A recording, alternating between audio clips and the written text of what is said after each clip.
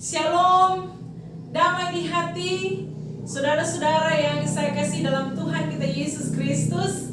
Berjumpa lagi dengan saya Pendeta Feralina Lahiwu dalam channel YouTube ini. Kiranya Bapak Ibu Saudara terus mendukung channel ini dengan cara subscribe, tekan tombol lonceng, dan juga like, serta tulislah komentar-komentar positif. Dan boleh men-share, membagikan ke banyak orang, sehingga lewat video-video firman Tuhan ini boleh memberkati orang banyak. Nah, saudara-saudara, saat ini saya akan membahas bagian firman Tuhan yang sesuai dengan pembacaan Gereja Masehi Injili di Minahasa dari tanggal 19 sampai 25 September 2021 dalam pembacaan kitab Yehezkiel pasal 3 ayat 16 sampai ayatnya yang ke-21. Sebelum kita membaca firman Tuhan, marilah kita berdoa. Ya Tuhan Allah, saat ini kami akan membaca firman-Mu. Kami rindu kebenaran firman Tuhan memberkati kami, dan kebenaran firman Tuhan akan mengarahkan kami untuk hidup dalam kebenaran-Mu. Dalam nama Yesus kami sambut firman-Mu. Amin. Saudara-saudara, sekali lagi bacaan kita dalam kitab Yehezkiel pasal 3 ayat 16 sampai ayatnya yang ke-21. Lembaga Alkitab Indonesia memberi judul Yehezkiel dipanggil menjadi penjaga Israel. Sesudah 7 hari datanglah firman Tuhan kepadaku, hai anak manusia, aku telah menetapkan engkau menjadi penjaga kaum Israel. Bila mana engkau mendengarkan sesuatu firman daripadaku, peringatkanlah mereka atas namaku. Kalau aku berfirman kepada orang jahat, engkau pasti dihukum mati, dan engkau tidak memperingatkan dia atau tidak berkata apa-apa untuk memperingatkan orang jahat itu dari hidupnya yang jahat, supaya ia tetap hidup, orang jahat itu akan mati dalam kesalahannya, tetapi aku akan menuntut pertanggungan jawab atas nyawanya daripadamu. Tetapi jikalau engkau memperingatkan orang jahat itu dan ia tidak berbalik dari kejahatannya dan dari hidupnya yang jahat, ia akan mati dalam kesalahannya, tetapi engkau telah menyelamatkan nyawamu. Jikalau seorang yang benar berbalik dari kebenarannya dan ia berbuat curang, dan aku meletakkan batu sandungan di hadapannya, ia akan mati. Oleh karena engkau tidak memperingatkan dia, ia akan mati dalam dosanya, dan perbuatan-perbuatan kebenaran yang dikerjakannya tidak akan diingat-ingat. Tetapi aku akan menuntut pertanggungan jawab atas nyawanya daripadamu. Tetapi jikalau engkau memperingatkan orang yang benar itu supaya ia jangan berbuat dosa, dan memang tidak berbuat dosa, ia akan tetap hidup, sebab ia mau menerima peringatan, dan engkau telah menyelamatkan nyawamu. Demikianlah firman Tuhan. Saudara yang diberkati oleh Tuhan kita Yesus Kristus, hari ini Alkitab menceritakan seorang tokoh yang bernama Yehezkiel. Yehezkiel ini pasal 1 dikatakan bahwa ia adalah anak dari seorang yang bernama Buzi. Buzi ini adalah seorang keturunan Harun, dan kita tahu bersama bahwa Harun ini adalah seorang imam besar di Israel.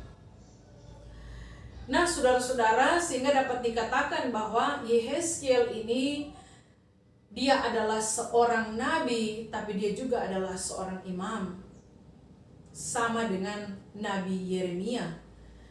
Sehingga Yehezkiel ini adalah seorang yang luar biasa. Nah, saudara-saudara, kisah pemanggilan Yehezkiel ini terjadi pada saat dia ada di pembuangan di Babel, di mana Yehezkiel ini adalah salah satu di antara 10.000 tawanan yang diangkut ke Babel oleh Raja Nebukadnezar. Dan orang-orang Yehuda yang tertawan pada saat itu dibagi-bagikan ke daerah-daerah yang menjadi wilayah negeri Babel. Dan saudara-saudara, ada yang ditempatkan di Tel Abib di tepi sungai Kebar. Tel Abib ini artinya bukit bulir gandum. Dari arti nama ini membuktikan bahwa wilayah ini sangat makmur. Dan di tepi sungai Kebar. Sungai Kebar ini sekarang dinamakan Sungai Kaboi. Ia mengalir ke sungai Efrat di sebelah utara kota Babel. Dan sungai ini juga disebut Narkabari yang artinya kali besar. Dan saudara-saudara, di tempat inilah Yehezkiel tinggal bersama para tawanan lainnya. Dan rupa-rupanya di daerah ini menurut dugaan terdiri dari orang-orang golongan atas. Dan yang menjadi tokoh terkemuka saat itu adalah Yehezkiel. Karena yang saya katakan tadi bahwa dia adalah seorang nabi, tapi juga dia adalah seorang imam. Nah saudara, Yehezkiel datang sebagai tawanan di Babel pada saat dia berusia 25 tahun. Dan setelah 5 tahun dia tinggal di Babel, baru dia mendapat panggilan untuk menjadi nabi. Jadi dapat dikatakan Yehezkiel bernubuat pada saat dia berusia kira-kira 30 tahun. Panggilan Yehezkiel sebagai seorang nabi untuk melakukan pelayanan, menyampaikan firman Tuhan, bukanlah suatu hal yang mudah. Bukanlah pekerjaan yang gampang. Karena saudara-saudara, ini bangsa Yehuda ini tidak mengerti akan peringatan dari Tuhan. Mereka memang bangsa yang tegar tengkuk. Mereka tidak mau bertobat. Kendati pun sudah diangkut ke Babel, hati mereka tergila-gila pada berhala. Dan semakin bertambah mereka untuk melakukan kejahatan. Sehingga perlu untuk bangkit seorang nabi yang memiliki keberanian besar untuk memperingatkan bangsa Yehuda ini supaya mereka bertobat. Sehingga butuh orang yang berani memperingatkan mereka, dan orang itu adalah Yehezkiel. Sehingga Yehezkiel ini dipilih dan ditetapkan oleh Tuhan. Bagian yang kita baca saat ini, Yehezkiel ini dipanggil menjadi penjaga Israel. Di ayatnya yang ke-17, "Hai anak manusia, Aku telah menetapkan engkau menjadi penjaga kaum Israel." Luar biasa saudara-saudara bacaan firman di minggu ini. Kalau minggu lalu kita membahas tentang bagaimana Yesus memanggil para nelayan dan menetapkan mereka menjadi murid dan menjadi penjala manusia.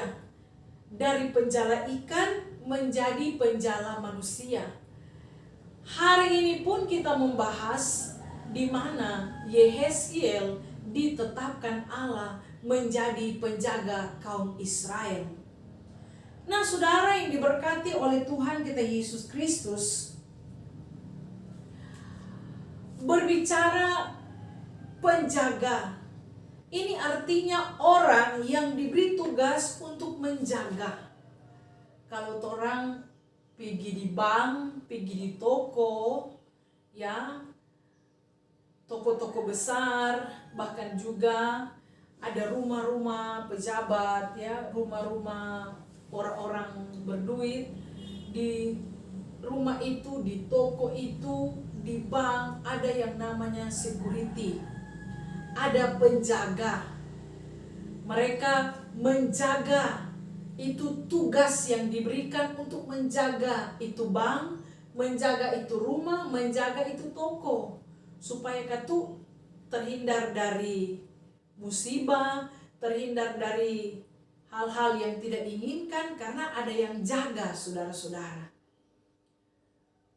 Bahkan juga ketika kita dalam pekerjaan, ya, orang yang kerja di perusahaan misalnya, ada DP shift malam, shift pagi, baku ganti jaga, ya, ada DP jaga malam, jaga pagi. yang DP berat kalau jaga malam, saudara-saudara ya. Karena kalau jaga malam itu lewat tengah malam, DP uras-uras mengantuk itu, saudara-saudara. Makanya siapa yang pernah bekerja sebagai penjaga pasti tahu DP rasa bagaimana, pasti tahu DP akibat dan DP dampak, saudara-saudara. Nah, Bapak Ibu Saudara yang diberkati Tuhan, sehingga menjadi seorang penjaga ini tidak gampang. Menjadi seorang penjaga ini bukan pekerjaan yang mudah, karena harus berhati-hati, harus mengawasi, harus mau tunggu, saudara-saudara, sampai benar-benar aman. Sehingga saya pikir-pikir, saudara-saudara, ketika Tuhan menetapkan Yehezkiel menjadi penjaga kaum Israel, ya, sebagai seorang yang ditetapkan oleh Allah, ini bukanlah pekerjaan yang mudah, bukanlah tugas yang gampang, karena ini tugas yang diberikan oleh Tuhan Allah sendiri kepada Yehezkiel, sehingga dia harus memandang Allah dan memperhatikan apa yang difirmankan oleh Allah, saudara-saudara. Maka dari itu Bapak Ibu Saudara, saya pikir-pikir enak juga ini kaum Israel, ya. Di mana mereka punya penjaga, ada yang menjaga, ada DP penjaga, saudara-saudara. Sama dengan torang, no, kalau torang sibuk, kong torang pe anak ada orang yang jaga, pasti senang tuh, saudara-saudara. Apalagi mama dan papa dua-dua bekerja. Tuh anak kasihan ditau siapa mau jaga karena bekerja, saudara-saudara. Sehingga kalau ada yang jaga tompe anak, tentu rasa senang, rasa plong untuk bekerja. Tapi juga kan nyandak sembarang mau kasih jaga orang itu anak. Mau lihat ini orang ini apakah dia bagus kan nyanda, apakah dia jujur atau nyanda. Jangan kaget dia so jaga tompe anak, so jatuh dia nyak bilang, nyak jujur pat orang, saudara-saudara. Nah, sehingga yang saya mau katakan saat ini bahwa penetapan Tuhan atas Yehezkiel sebagai penjaga kaum Israel juga nyandak sembarang, ya. Nyandak sembarang, saudara-saudara. Waktu dia pilih Pak Yehezkiel, waktu dia tetapkan Yehezkiel untuk menjadi penjaga kaum Israel, itu tidak secara sembarangan. Karena ketika Tuhan memilih hambanya, Tuhan nyandak pernah spekol dia pilih DP hamba. Nyandak sembarang Tuhan pilih DP hamba, saudara-saudara. Maka kalau Tuhan pilih DP hamba, berarti orang itu spesial. Amin, saudara-saudara. Makanya Yehezkiel ini saya percaya dia orangnya spesial. Baru DP nama juga spesial, saudara-saudara. Yehezkiel artinya apa? Yehezkiel ini artinya Allah yang menguatkan. Dan dia juga spesial, saudara-saudara. Selain dia sebagai seorang nabi, dia juga sebagai seorang imam. Makanya saudara yang diberkati Tuhan, saat kita terpilih menjadi hambanya, menjadi muridnya, menjadi pengikutnya, menjadi orang Kristen, kita ini spesial. Amin. Amin, saudara-saudara. Iya, karena kita pengikut Kristus, kita spesial, saudara-saudara. Makanya Bapak Ibu Saudara, suami istri yang di rumah yang sudah menikah, saya mau katakan, jika suamimu memilih engkau menjadi istrinya, berarti engkau spesial. Amin. Begitu juga sebaliknya. Hai bapak-bapak yang ada di rumah, hai suami-suami yang ada di rumah, jika istrimu memilih engkau menjadi suaminya, berarti engkau spesial. Iya toh? Karena dari sekian banyak orang, Andalah yang dipilihnya untuk mendampingi hidupnya. Sehingga saudara yang diberkati oleh Tuhan kita Yesus Kristus, begitu juga dengan hamba-hamba Tuhan, dengan para pelayan-pelayan Tuhan, engkau juga spesial di mata Tuhan. jika Tuhan memilih kita, jika Tuhan menetapkan kita, jika Tuhan memanggil kita, berarti kita juga spesial. Bulan depan, bulan Oktober, saudara-saudara, ada pemilihan pelayan khusus di gereja kita, Gereja Masih Injili di Minahasa. Yang saya mau katakan bahwa kalau Anda yang terpilih, berarti Anda spesial. Amin. Iya, karena saudara yang diberkati Tuhan untuk melakukan tugas khusus itu orang-orang khusus, orang-orang spesial. Nah, saudara yang diberkati Tuhan, paling ada yang komplain, yang protes. Kontorang dang yang tapi dang bukan spesial. No, tidak saudara-saudara ya. Bukan berarti nyata pilih kok nggak spesial. Yang nyata pilih berarti belum DP oras, saudara-saudara ya. Makanya kalau nyata pilih ya saudara, jangan bapaksa, berarti belum ya, belum dipilih, dipanggil dan ditetapkan oleh Tuhan.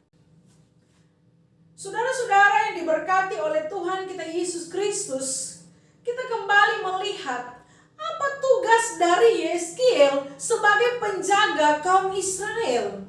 Di sini dikatakan saudara-saudara ya, waktu saya membaca ini Bapak Ibu Saudara sungguh luar biasa. Di sini sangat-sangat jelas dikatakan sebagai hamba Tuhan, sebagai pelayan Tuhan, sebagai seorang nabi, dia harus berani menyuarakan suara kenabian.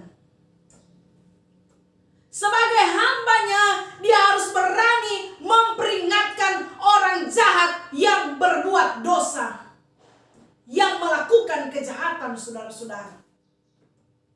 Ini satu hal yang luar biasa. Makanya dipilih ini bukan orang sembarang. Yeskiel ini bukan orang sembarang, saudara. Dia sangat berani menegur, mengingatkan bangsanya saat itu, saudara-saudara.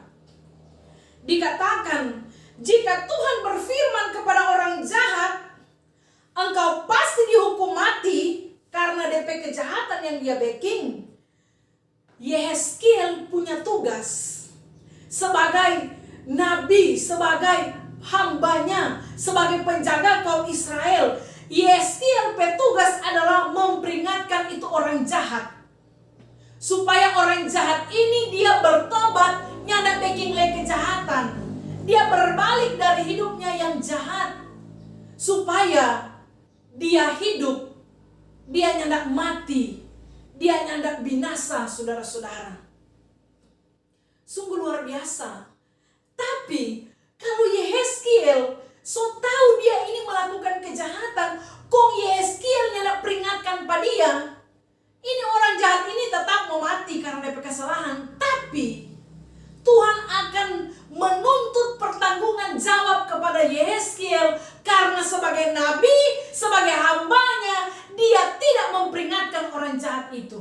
Wah, saudara yang diberkati Tuhan, saya membaca bagian firman Tuhan ini, merinding saudara-saudara, ya. Karena pada masa ini Bapak Ibu Saudara, ada banyak orang takut bicara kebenaran, ada banyak orang takut untuk menegur mereka yang salah, saudara-saudara. Bahkan di khotbah-khotbah hanya menyenangkan telinga jemaat, bukan menyenangkan hati Tuhan, saudara-saudara, sehingga takut bicara kebenaran. Maka dari itu hari ini firman Tuhan mengingatkan kita semua, para hamba-hamba Tuhan, pelayan-pelayan Tuhan, mari berani menyuarakan suara kenabian. Kalau benar bicara benar, kalau salah bicara tegurlah yang salah. Sehingga Bapak Ibu Saudara yang diberkati oleh Tuhan kita Yesus Kristus, kalau orang jahat melakukan kejahatan, maka kita harus ingatkan. Kita harus tegur. Kita harus berani menyampaikan, saudara-saudara.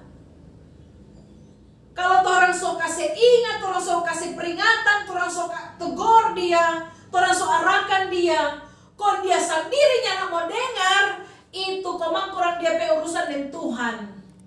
Yang penting torang sebagai nabi, sebagai pelayan, sebagai hamba, torang selalu melakukan torang petugas memperingatkan dia, sehingga kita tidak bertanggung jawab atas apa yang terjadi padanya. Luar biasa saudara-saudara. Ternyata tugas sebagai seorang pelayan, sebagai seorang hamba, itu bukan gampang saudara-saudara. Ini diingatkan kepada kita semua. Ini firman pertama kepada orang jahat, tapi juga yang kedua kepada orang benar yang berbalik dari kebenarannya. Ini yang akan kita bahas saudara-saudara. Jadi firman Tuhan bilang kepada orang yang jahat supaya orang bertobat, ya, supaya orang berbalik dari kejahatan dan berbalik dari hidupnya yang jahat. Kalau bilang berbalik berarti berbalik, ya, balik begini saudara-saudara, 180 derajat, ya, bukan 360. Kalau 360 tak balik ulang saudara-saudara, ya. Jadi memang berbalik, balik keadaannya, balik saudara-saudara. Berbalik dari cara hidup yang jahat, berbalik dari kejahatan. Mengapa dikatakan berbalik dari kejahatan dan berbalik dari hidup yang jahat? Karena saudara-saudara, jika kita tidak sampai berbalik dari hidup yang jahat, maka kecil harapan bahwa kita akan berbalik dari kejahatan. Artinya apa saudara-saudara? Tidak cukup itu perubahan, itu pertobatan, itu cuma di luar. Itu mesti harus dari dalam, ya. Karena kalau cuma di luar saudara-saudara, boleh mau ulang itu mau bikin kejahatan. Artinya apa saudara-saudara? Orang yang berbalik dari kejahatan dan berbalik dari hidup yang jahat, artinya luar dalam itu mesti bertobat.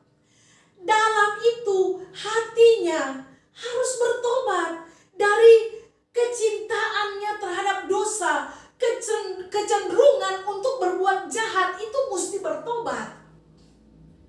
Sehingga saudara yang diberkati oleh Tuhan kita Yesus Kristus, saya berikan contoh. Misalkan kelihatan bertobat, contoh ini orang bahugel, nyanda bahugel karena dapat tahu, dapat riki saudara-saudara. Ya, maka dari itu dia berhenti bahugel karena dapat tahu, dapat riki, dapat bahugel saudara-saudara.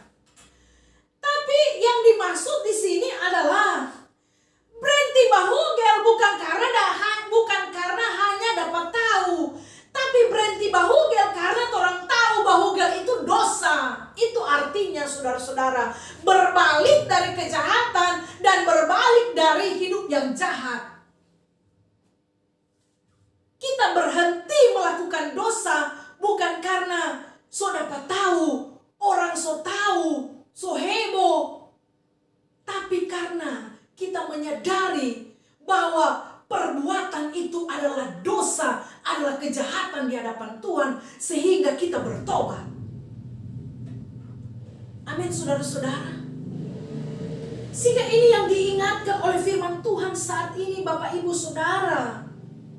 Makanya rumusnya tidak cuma berbalik dari kejahatan, tetapi berbalik dari cara hidup yang jahat. Karena orang bisa saja masuk gereja tapi tetap berbuat dosa. Karena banyak itu orang masuk gereja bahugel jalan terus. Itu belum berbalik dari cara hidup yang jahat. Baru berbalik dari kejahatan, belum cara hidup yang jahat. Makanya saudara-saudara, tidak hanya berbalik dari kejahatan, tapi berbalik dari cara hidup yang jahat. Sadar bahwa orang cara hidup dalam dunia ini itu tidak membawa faedah, tidak berdampak yang baik bagi banyak orang. Sehingga kita harus sadar dan bertobat Bapak Ibu Saudara. Jak berdoa tarik marmulu pendusta. Itu kan tidak berbalik dari cara hidup yang jahat saudara-saudara. Betul lo jahat ini ibadah marmulu tipu orang. Itu namanya tidak berbalik dari cara hidup yang jahat. Sehingga saudara yang diberkati oleh Tuhan kita Yesus Kristus, kalau ada orang demikian, orang jahat yang melakukan kejahatan, kita harus memperingatkan dia. Kita harus menegur dia. Kita harus mengingatkan dia. Sehingga dia boleh hidup dalam pertobatan. Mar kalau dia komangnya nak dengar, syukuran dia urusan dengan Tuhan, saudara-saudara. Yang penting tugas kita, orang sebaking. Amin, saudara-saudara. Dan yang kedua dikatakan, peringatan kepada orang benar supaya jangan melakukan dosa. Bapak, Ibu, Saudara yang diberkati Tuhan, ternyata orang yang so tahu kebenaran bisa juga melakukan dosa. Kalau tadi orang jahat melakukan kejahatan, dia belum tahu itu benar, maka tetap dia melakukan kejahatan, saudara-saudara. Tapi juga ada orang yang so tahu kebenaran, tetapi melakukan dosa. Artinya apa? Orang benar yang berbalik dari kebenarannya. Dia so tahu ini tuh jalan benar, tiba-tiba dia suka balik, saudara-saudara, sekembali. Ya, sekembali ke kubangan, Bapak Ibu Saudara. Sehingga diingatkan saat ini, jangan sampai orang benar itu berbuat curang. Karena saudara, kalau orang benar berbalik dari kebenarannya, maka perbuatan kebenaran yang dilakukan itu tidak akan diingat-ingat lagi. Seperti halnya saudara ya, orang so baking itu yang bagus, tapi karena orang menyimpang dari kehendak Tuhan, maka apa yang orang lakukan itu so tidak guna semua, saudara-saudara. Karena orang berbalik dari cara hidup yang benar. So baking kejahatan, Bapak Ibu Saudara. Makanya saya ingat ya, dalam kitab Ibrani 10 ayat 26 dikatakan, sebab jika kita sengaja berbuat dosa sesudah memperoleh pengetahuan tentang kebenaran, maka tidak ada lagi korban untuk menghapus dosa itu. Makanya saudara, saya mau katakan, lebih berat ini orang yang tahu kebenaran pun dia bikin dosa, saudara-saudara. Lebih baik yang tahu kebenaran daripada tahu kau bikin dosa. Ini lebih berat, lebih parah, saudara-saudara. Sehingga hari ini firman Tuhan mengingatkan kepada kita semua bahwa ternyata orang-orang benar, orang yang tahu kebenaran bisa saja berbuat dosa. Sehingga terus mengingatkan kepada kita untuk mempertahankan cara hidup benar di hadapan Tuhan. Supaya kita tidak terjebak untuk melakukan dosa, untuk berbuat curang, untuk berbuat tindakan-tindakan yang tidak benar dalam kehidupan kita.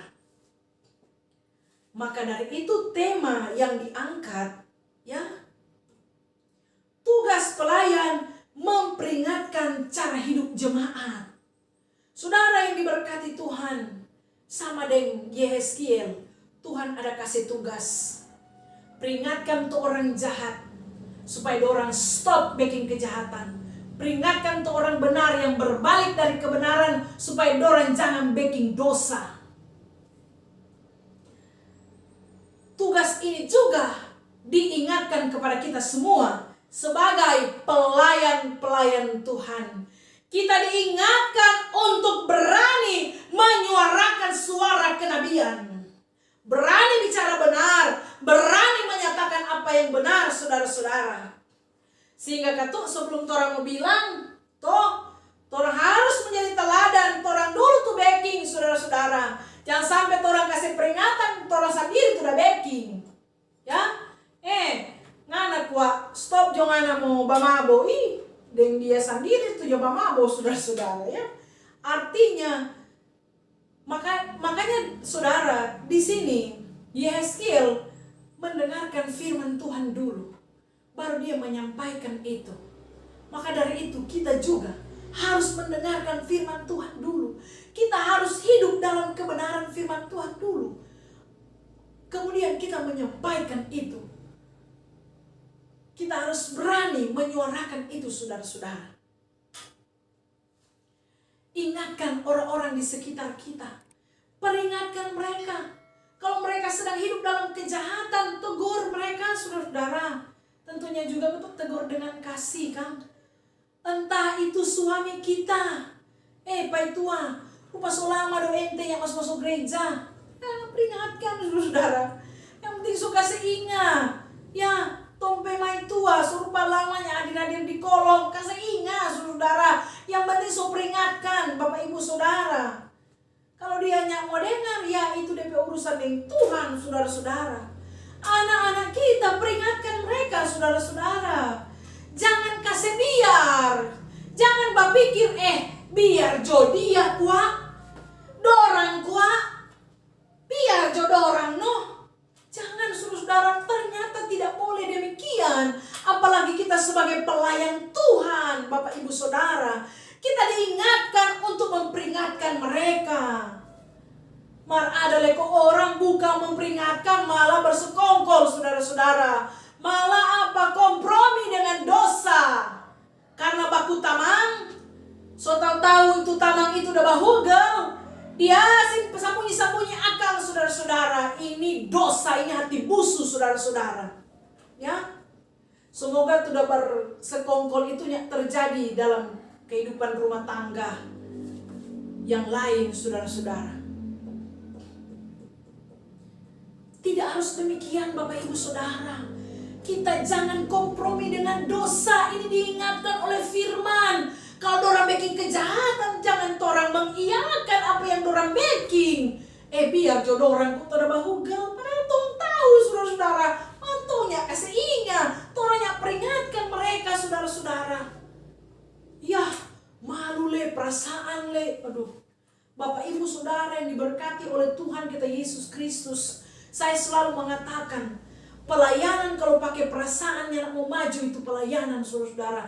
Dalam pengertian bukan sudah ada perasaan nih. Dalam pengertian bahwa, aduh, perasaan le mau togor, perasaan le mau kasih ingat, perasaan le mau bilang, saudara, nak mau bertumbuh itu jemaat, nak mau maju itu pelayanan, saudara-saudara. Kalau orang tahu suara kebenaran, suara kenabian, maka orang harus memperingatkan. Amin, saudara-saudara. Luar biasa firman Tuhan hari ini, Bapak Ibu Saudara. Kalau ada tuh jemaat yang hadir-hadir di kolong, kasih peringatan, saudara-saudara. Iya tuh. Ada tuh pera tua yang memang tegas, saudara-saudara. Ada tuh memang biar Jo. Aduh, Bapak Ibu Saudara yang diberkati oleh Tuhan kita Yesus Kristus. Makanya kita juga sebagai anggota jemaat harus sadar, Bapak Ibu Saudara. Kalau orang berjemaat, kalau orang anggota jemaat, orang mesti berjemaat. Kalau orang anggota gereja, orang mesti bergereja. Jangan cuma tercatat sebagai anggota jemaat, marbatang hidungnya pernah muncul, saudara-saudara. Sorry to say. Maaf, saudara, kita mesti bilang ini. Ya, ini juga satu kebenaran yang harus saya katakan, Bapak Ibu Saudara. Sadarlah kita. Kalau orang ini anggota jemaat, mari ikut itu kegiatan jemaat. Kalau orang ini tercatat di gereja ini, mari ikut itu kegiatan gereja, saudara-saudara. Jangan orang masa bodoh super cuek, saudara-saudara. Ya, nanti ada apa-apa baru cari tuh pelayan, saudara. Bukan juga demikian, Bapak Ibu Saudara. Tapi mari kesadaran kita penting dalam kegiatan jemaat, dalam kegiatan gereja. Dan saya percaya orang ini semua masih ada tuh rasa malu, saudara-saudara, ya. Dan hari ini juga saya mau katakan sebagai hamba Tuhan, saya mau ingatkan Bapak Ibu Saudara. Kalau masih ada Bapak Ibu Saudara, kalau masih ada tuh tukang bermain judi, sorry, maaf saya harus katakan ini. So boleh berhenti, coba Bapak Ibu Saudara, berhenti. Karena itu judi itu cuma bikin habis doi, bikin kacau rumah tangga, saudara-saudara. Berhenti judi, amin. Ya, atau yang masih jaga menyambung ayam, berhenti jo Bapak Ibu Saudara, berhenti. Kalau masih pegang-pegang ayam, so nyana inga mau pegang Alkitab, so mangka tidak pegang-pegang ayam. Hari Minggu itu di dalam tas bukan taruh Alkitab, di dalam tas tak keluar kamari ekor ayam kotein. Oh tolong. Bapak Ibu Saudara yang diberkati oleh Tuhan kita Yesus Kristus, mari orang ingat Tuhan, bertobat saudara-saudara. Ini peringatan keras dari Tuhan bahwa orang akan menuju pada kebinasaan kalau orang tidak bertobat dan tidak berbalik dari cara hidup yang jahat, dari cara hidup yang jahat, dan kita berbalik kepada Tuhan saudara-saudara. Kita tidak akan mendapatkan berkat dalam kehidupan kita kalau orang terus tinggal dalam dosa saudara-saudara. Sebagai orang tua, peringatkan juga anak-anak kita, Bapak Ibu Saudara. Jangan kurang kasih biar pada orang. Peringatkan mereka karena mereka adalah generasi penerus bangsa dan negara ini. Mereka adalah generasi penerus gereja Tuhan. Makanya sebagai orang tua, orang harus peringatkan tumpi anak-anak. Kalau orang semalas beribadah, kasih ingat pada orang, tegur mereka. Karena orang tua punya otoritas untuk memperingatkan anak-anak yang ada. Jangan tong kasih biar rakang jodia. Solalani mulu kurang kasih ingat. Tidak saudara-saudara. Ya, saya mau katakan hari ini Bapak Ibu Saudara. Ada seorang yang bernama Martin Luther King Jr. Dia pernah mengatakan saudara, bila aku melihat kejahatan tanpa mengatakan sesuatu tentang itu, maka aku juga adalah seorang penjahat. Jadi Bapak Ibu Saudara, kalau torang solia itu kejahatan dan torang membiarkan kejahatan itu, maka torang juga adalah penjahat. Sehingga saudara yang diberkati oleh Tuhan kita Yesus Kristus, kita sementara mempersiapkan generasi kita. Untuk itu jangan biarkan bibit-bibit kejahatan berkembang biak di gereja kita. Jangan biarkan dosa merajalela di gereja kita. Kalau ada sesuatu yang tidak benar, kita harus tegas. Kalau ada sesuatu yang sudah salah, yang menyimpang, kita harus berani bicara. Kita harus berani menyuarakan suara kenabian saudara-saudara. Ingat Bapak Ibu Saudara, kalau torang nyana kasih ingat, torang akan dituntut oleh Tuhan. Kita yang harus bertanggung jawab kalau kita nyanda memperingatkan mereka.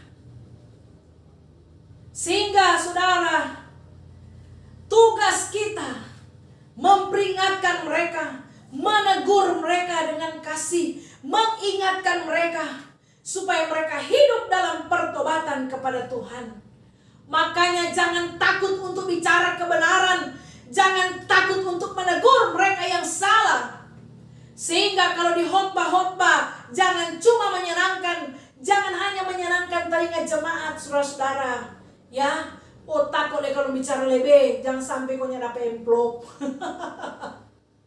Bapak Ibu Saudara yang diberkati Tuhan, biar banyak dapat amplop daripada Tuhan tampilin empat orang saudara kantornya bicara kebenaran.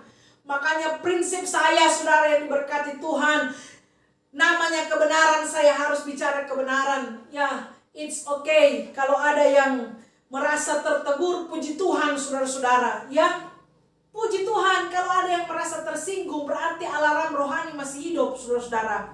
Karena so barasa ini, so kita ini.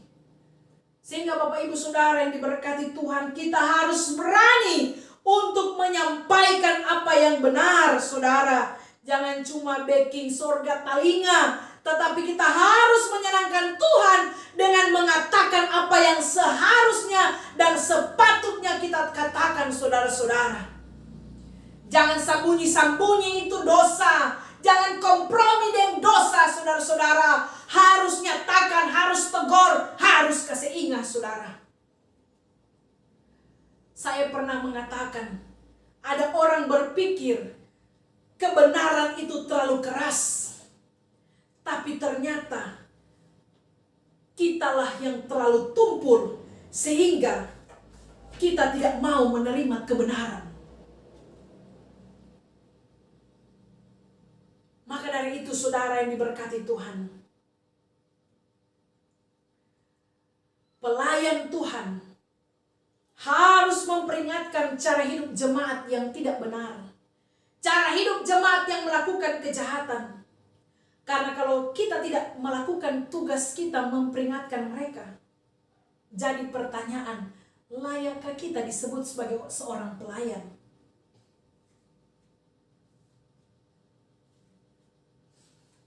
Karena pelayan Tuhan harus berani menyuarakan suara kenabian. Pelayan Tuhan harus berani mengatakan apa yang benar, supaya dalam setiap apa yang kita kerjakan, nama Tuhan dimuliakan, hati Tuhan disenangkan. Amin, saudara-saudara. Semoga firman ini memberkati, membekali, bahkan juga dapat memotivasi kehidupan kita semua. Amin. Mari kita satu dalam doa. Kita berdoa. Ya Tuhan Allah, terima kasih ketika kami boleh membaca dan merenungkan firman-Mu. Kebenaran firman Tuhan kembali menguatkan kami, memotivasi kami, agar supaya kami berani menyuarakan suara kenabian, agar kami berani untuk menyatakan apa yang benar, supaya dalam kehidupan kami sudah melakukan tugas kami, tetapi kami juga diajari untuk tidak berbuat jahat, untuk tidak melakukan kejahatan, dan kami diajari untuk selalu hidup benar, supaya kami menerima apa yang menjadi bagian kami, yaitu berkat dari Tuhan. Terima kasih Bapa di sorga, inilah doa kami. Berkati semua para viewer, para orang-orang yang sudah menyaksikan video khotbah ini. Biarlah Tuhan akan memberkati kehidupan mereka, dijamah, dilawat, dan biar berkat Tuhan ada menyertai kehidupan mereka semua. Dalam nama Tuhan Yesus kami berdoa. Amin. Demikianlah saudara-saudara, biarlah kiranya video khotbah Pendeta Feralina Lahiu ini akan terus menjadi berkat bagi Bapak Ibu Saudara. Sampai jumpa kembali. Shalom, damai di hati, salam sehat.